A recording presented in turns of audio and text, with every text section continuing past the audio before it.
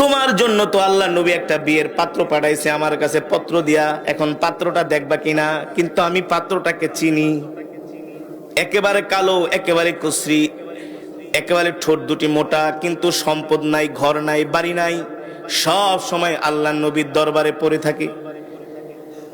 এই পরামর্শ করার জন্য সাহাবী তার কন্যার কাছে আসছে।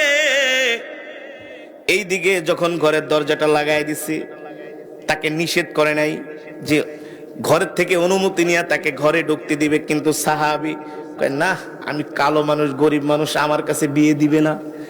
এই কথা মনে করে কান্না করতে করতে আবার আল্লাহ নবীর বাড়ির দিকে হাঁটা শুরু করছে।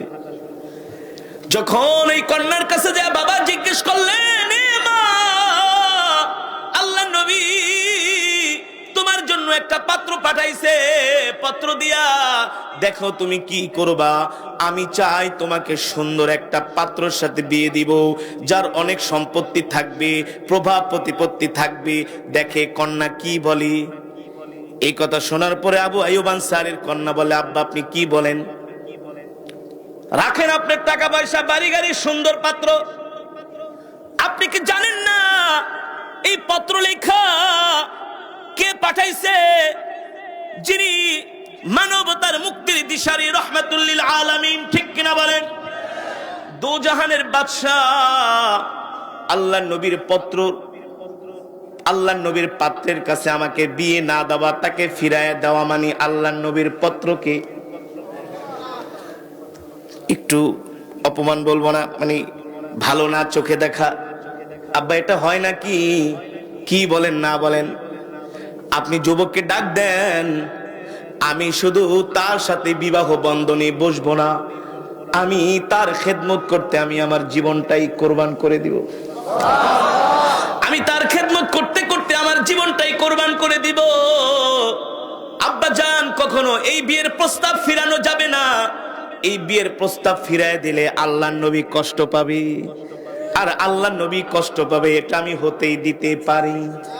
আর যে মহিলারা বলে, মেয়েরা বলে আমরা দাড়িওয়ালা পুরুষ পছন্দ করি না, ওর ঈমান আছে নাকি, ওর সাথে বিয়ে করাই জায়েজ নাই, হারাম হারাম হারাম, ঠিক কি না বলেন? যে রাসূলের সুন্নাতকে অবজ্ঞা করবে, অবজ্ঞা করবে, যে রাসূলের সুন্নতের দিকে বাঁকা দৃষ্টি তাকাবে, আল্লাহর কসম করে বলি ওর ঈমান থাকবে না। সাবধান, খুব সচেতন হতে হবে, খুব সাবধান হতে হবে। যা মন চায় তাই বলা।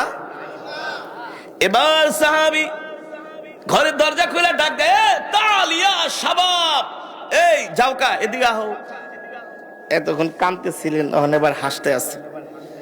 তোমাকে গিয়ে আমি কি যাইতে বলছি? মেয়ের জামাই এখন একটু ভালো ব্যবহার করা দরকার না? তোমাকে কি আমি যেতে বলছি নাকি? আমি তো একটু অনুমতি নিতে গেছি, তোমাকে আমি ঘরে ঢোকাবো, আনবো, মেহমানদারি করবো, তো যাচ্ছ কেন? আপনি তো কিছু বললেন না। কারে বোকা, বসো, যাও। আল্লাহ নবীকে যা বললো, তোমার সাথে আমি আমার কন্যাকে বিয়ে দিব। যাও, 3 দিন পরে বিয়া, জামাই যে বিয়ের বাজার টাজার করো, সব প্রস্তুতি নাও। এমন কি আর সাহাবী কি জমিনে আছে নাকি? এখন তো এক দৌড়।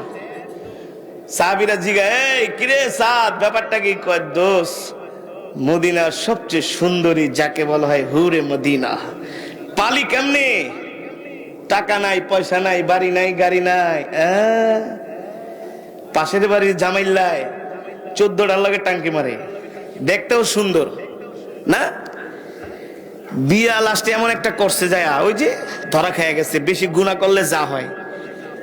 কিন্তু কামালায় আবার খুব চরিত্রবান। লাস্টে এমন জায়গায় যায় হাত দিছে, জামালে কয়, কিরে দোস্ত, ব্যাপারটা কি? এত কিছু করলাম কিন্তু তোর মতন তো পাইলাম না। পাবি কেমনে? কামাল তো আর কোথাও। ভরসা করছে কার উপরে? আল্লাহর উপরে। আল্লাহু আকবার, জোরে বলেন আল্লাহু আকবার। যুবক, এই কথার অনেক কিছু বোঝার আছে কি আছে না? নিজের চরিত্রটাকে হেফাজত করতে হবে, বেগানা মহিলার দিকে তাকানো যাবে না। আর যদি ভালো বিয়া করতে চাও, আমার সাথে যোগাযোগ করে আমি একটা আমল শিখাই দিব। এখন তো এক হুজুর কি চান, আইফোন চান না কি চান, দিয়া দেবো, তাও আমলটা শিখাই দেন।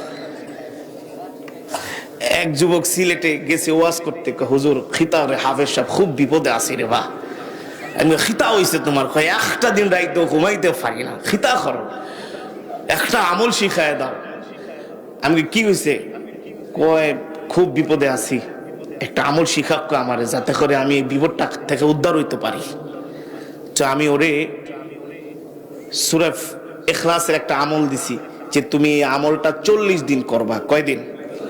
41 না হইলে আরেক 40 না হইলে আরেক 40, অর্থাৎ 43 দিন করবা। ইনশাল্লাহ তুমি ভালো একটা রেজাল্ট পাবা। তা আমি আমল শিখাই দিয়েছি সূরাতুল ইখলাস, রাসূলের হাদিস, কেউ যদি 1000 বার পড়ে আল্লাহ তাআলা তার জন্য 300টা রিজিকের দরজা খুলে দেয়। কয়টা?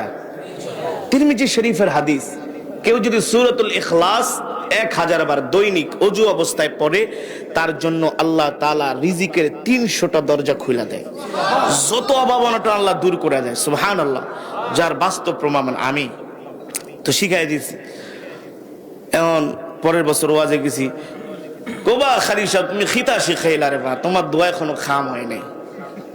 আমি খিতা খাও তুমি, তুমি খাইছো 41, 42, আমি 46 পড়ছি রে বা, তোমরা খিতা খাও মৌলবী মুন্সিরা।